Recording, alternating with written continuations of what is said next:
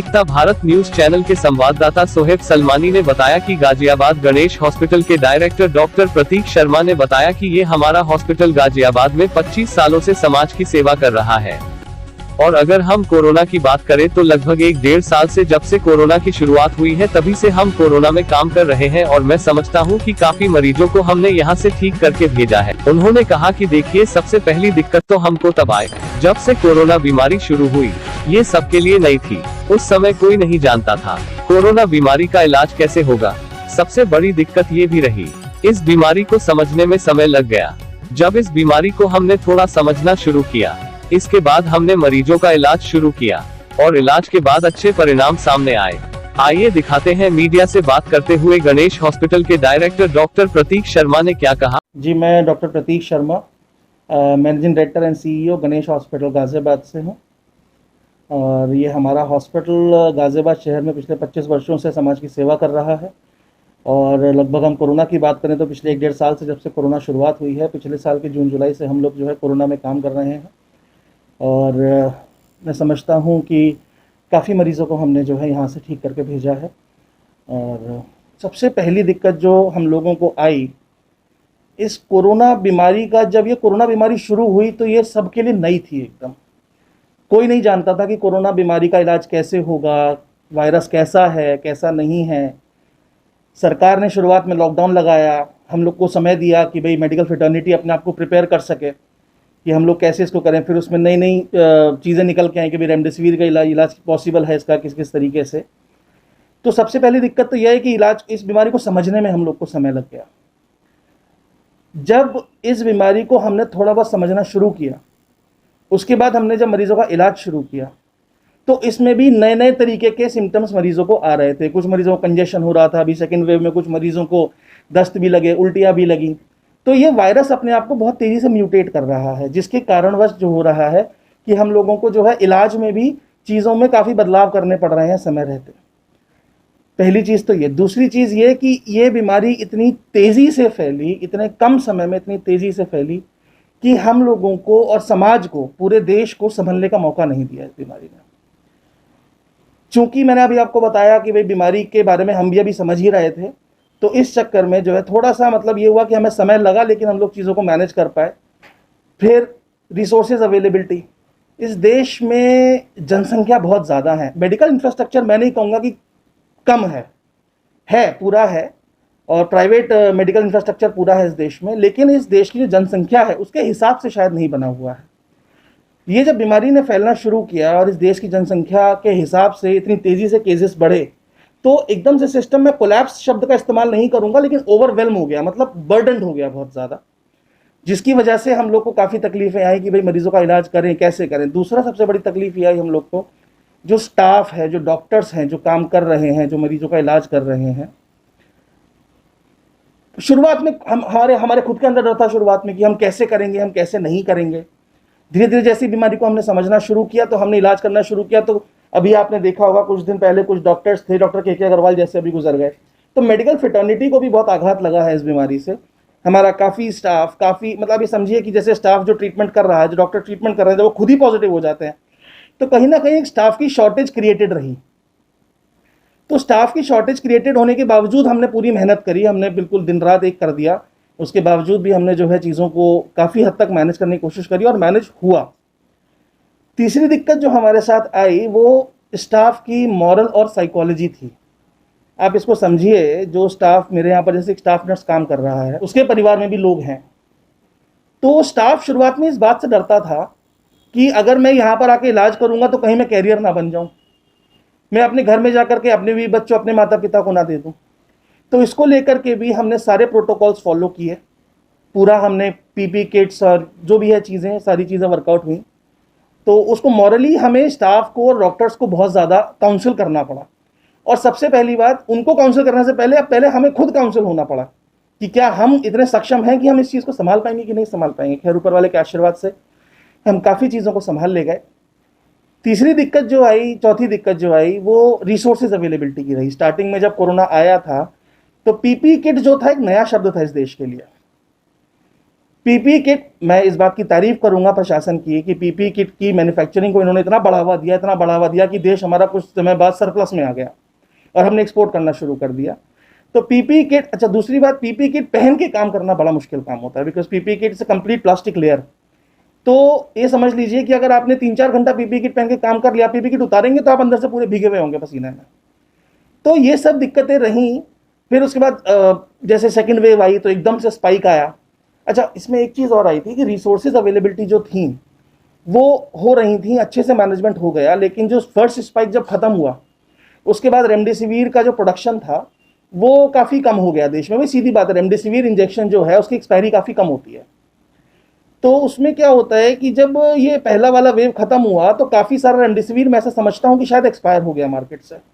तो कंपनियों ने भी बोला कि भाई ये वेव जा चुकी है, वैक्सीनेशन शुरू हो चुका है, तो अब सेकेंड वेव आएगी नहीं, किसी ने उम्मीद नहीं करी थी इसकी। तो रेमडेसिविर जो है उसको लेकर के काफ़ी लोग रिलैक्स हो गए। जब सेकेंड वेव आई तो इतनी तेज स्पाइक आया कि रेमडेसिविर के मैन्युफैक्चरिंग को दोबारा से रिवैम्प अप करने में समय लगा। बस वो समय जो लगा, अब जैसे आज की तारीख में बात करता हूँ, आज की तारीख में ना रेमडेसिविर की कमी है, ना ऑक्सीजन की कमी है, किसी चीज़ की कमी नहीं है। और टचवुड देखिए, मरीज कम भी हो रहे हैं, मरीज बच भी रहे हैं। तो रिसोर्सेज अवेलेबिलिटी, फिर ऐसी ऑक्सीजन की बात करते हैं हम लोग। ऑक्सीजन जो है वो भी इतना तेज एकदम से स्पाइक आया कि ऑक्सीजन को भी एकदम से संभाल पाना बड़ा मुश्किल हुआ देश में। मैं ऐसा समझता हूँ, मेरी नॉलेज के हिसाब से इस देश में ऑक्सीजन की सप्लाई में कमी नहीं है, ऑक्सीजन का ट्रांसपोर्ट और लॉजिस्टिक्स कमी था जहाँ तक मैं जानता हूँ। तो ऑक्सीजन सब जगह थी, लेकिन ट्रांसपोर्ट और लॉजिस्टिक की वजह से वो अस्पतालों तक सही हाथों में पहुँच नहीं पा रही थी सही समय पर। कोरोना बीमारी का एक सबसे जो बुरा मैं कहूँगा व्यवहार, इसको मैं कहूँगा जो रहता है, वो ये रहता है कि कोरोना बीमारी इंसान को संभलने का मौका नहीं देती। पेशेंट एकदम से खराब हो जाता है, होने को पेशेंट ठीक हो जाते हैं, थोड़े दिन में ठीक होकर चले जाते हैं, लेकिन जो खराब होते हैं वो एकदम से बहुत ज़्यादा खराब हो जाते हैं। तो उनको एकदम तत्काल फर्स्ट एड की जरूरत पड़ती है, और तत्काल फर्स्ट एड जो है वो उसकी पहली फर्स्ट एड ऑक्सीजन है। और एकदम से इतना ज़्यादा ऑक्सीजन का कंजम्पशन बढ़ जाना, देश कहीं ना कहीं इस चीज़ को लेकर के एक दबाव महसूस किया हम लोगों ने। लेकिन हाँ, मैं कहूँगा कि समय रहते चीज़ें संभल गई, और आज की तारीख में ना ऑक्सीजन की कमी है, ना दवाइयों की कमी है, ना किसी चीज़ की कमी है। और मैं इस बात को कहूँगा कि हमने काफ़ी मरीज़ बचाए। देखिए, मैं ये नहीं कहूँगा कि डेथ्स तो देखिए रही देश में, मना नहीं करूँगा, देखिए तभी तो महामारी कहते हैं, नहीं तो बीमारी कहते हैं। तो ये चीज़ें हैं, तो तकलीफ़ें हमको हुई स्टार्टिंग में, मैं मना नहीं करूँगा, लेकिन समय रहते हम लोगों ने प्रशासन के सहयोग से इसको मैनेज कर लिया। ब्लैक फंगस जो है एक फंगस है जो म्यूकोरमाइकोसिस बोलते हैं इसको। ये बेसिकली क्यों आती है, इसके पीछे कारण को समझिए। कोरोना के इलाज में पेशेंट की जो फेफड़े होते हैं वो उसको वायरस इतनी बुरी तरह जकड़ लेता है कि जो है वो सांस नहीं ले पाते। तो उस वायरस के इफेक्ट को दबाने के लिए कोरोना के इलाज में स्टेरॉइड्स दिए जाते हैं। स्टेरॉइड्स का एक साइड इफेक्ट होता है, वो बॉडी की इम्यूनिटी को थोड़ा कम कर देता है। अब हम डॉक्टरों के सामने ऐसी परिस्थिति है कि एक तरफ कुआं एक तरफ खाई, क्या करें। स्टेरॉइड्स नहीं देंगे तो मरीज अभी मर जाएगा, स्टेरॉइड्स देंगे तो इम्यूनिटी कम हो जाएगी, उसको लेकर के मल्टीविटामिन और भी चीज़ें हम साथ के साथ चलाते हैं। म्यूकोरमाइकोसिस की जो प्रॉब्लम थी वो फर्स्ट वेव में नहीं आई थी, सेकेंड वेव में आई। सेकेंड वेव में इसलिए आई क्योंकि पेशेंट्स इतने ज़्यादा सीरियस थे कि हमें स्टेरॉइड्स की डोजेस कुछ लगानी पड़ी। ये जो फंगस होती है ये नॉर्मली हमारे आसपास रहती है, लेकिन चूंकि आपकी बॉडी की इम्यूनिटी, हमारी बॉडी की इम्यूनिटी जो होती है वो इतनी स्ट्रांग होती है कि इस फंगल इन्फेक्शन को बॉडी के अंदर एंटर नहीं होने देती है। लेकिन चूंकि कोरोना के जो मरीज जो 25 दिन, 30 दिन, 35 दिन में ठीक हो रहे हैं, उन लोगों को ये फंगस जो है ये अफेक्ट करती है। ये फंगस जो होती है ये बेसिकली साइनस के थ्रू और इसके थ्रू अंदर बॉडी के जाती है और अंदर के सभी कोशिकाओं को गला देती है। तो ये फंगस हाँ बिल्कुल जानलेवा है, मैं मना नहीं करूँगा, लेकिन ऐसा नहीं है कि घबरा करके और पैनिक होकर के जो है इसके पीछे हम लोग परेशान हों। इसका इलाज है और इसका इलाज किया जा रहा है, लेकिन हाँ मैं फिर आपसे कहूँगा कि चूंकि बॉडी की इम्यूनिटी कम हो जाती है और ये जो फंगस है ये बहुत तेज़ी से बॉडी में फैलता है, तो इसका अभी कोई फुल प्रूफ इलाज नहीं आया है हमारे पास। सबसे पहले तो मैं बताऊँ आपको कि 2 बातें हुई थी, मेरे को ऐसा ध्यान है। पहली बात तो ये हुई थी कि सारी सोशल मीडिया पर ये एक फेक मैसेज डाला गया था कि गणेश अस्पताल जो है उसका लाइसेंस रद्द कर दिया गया है, जबकि ऐसा कुछ भी नहीं था। मेरे पास जो एक बीजेपी की नेता हैं कहीं की, पूजा बंसल जी, उन्होंने ये फेक मैसेज अपना डाला था। तो उसके बाद जो है पहले तो शुरुआत में तो मैंने इस पे ध्यान नहीं दिया। मैंने कहा कोई बात नहीं, अभी पैनिक चल रहा है, हम डॉक्टर हैं जी, हम इन चीज़ों में नहीं पड़ते। हमारा ये था कि पहले जो है हम फोकस पेशेंट्स पे करें, हम इन चीज़ों पे ना करें फोकस। लेकिन हुआ क्या कि मेरे पास शहर के काफ़ी लोगों का, अब मेरे अपनों का फ़ोन आया कि भाई डॉक्टर साहब आप झूठ बोलते हैं, आपके पास बिस्तर है लेकिन आप देते नहीं हैं। तो भाई साहब मुझे इस बात को बड़ा बड़ा आघात लगा, मुझे बड़ा धक्का लगा। मैंने कहा यार ये तो हमारी बड़ी थैंकलेस जॉब है, हम दिन रात एक किए हुए हैं, अपना खाना पीना छोड़ा हुआ है हमने, और इस तरीके की बातें हो रही हैं। तो फिर मैंने जो है एक दो लोगों से कहा कि भाई आप हमारा कनेक्ट कराइए। फिर किसी वजह से हमारा कनेक्ट हुआ, तो पूजा बंसल जी के जो पतिदेव जी हैं, मैं नाम भूल गया उनका फ़ोन आया मेरे पास। फिर उनकी रिकॉर्डिंग भी है मेरे पास, खैर कॉल पे आप कहेंगे तो मैं दे दूंगा। तो मैंने उनसे कहा, मैंने कहा भाई ये क्या आप कर रहे हैं, ऐसा क्यों कर रहे हैं? तो फिर उन्होंने बाकायदा क्षमा मांगा इसके लिए। उन्होंने कहा कि उन्होंने मीडिया प्रभारी रखे हुए हैं अपने पास, अपने नीचे, तो उन मीडिया प्रभारियों से जो है किसी उड़ती हुई अफवाह को सच मान करके उन्होंने ये पोस्ट डाल दिया गया था। बाद में उन्होंने क्षमा मांगी, मुझसे कहा कि भाई हमसे गलती हो गई है और जो है हम क्षमा मांगते हैं।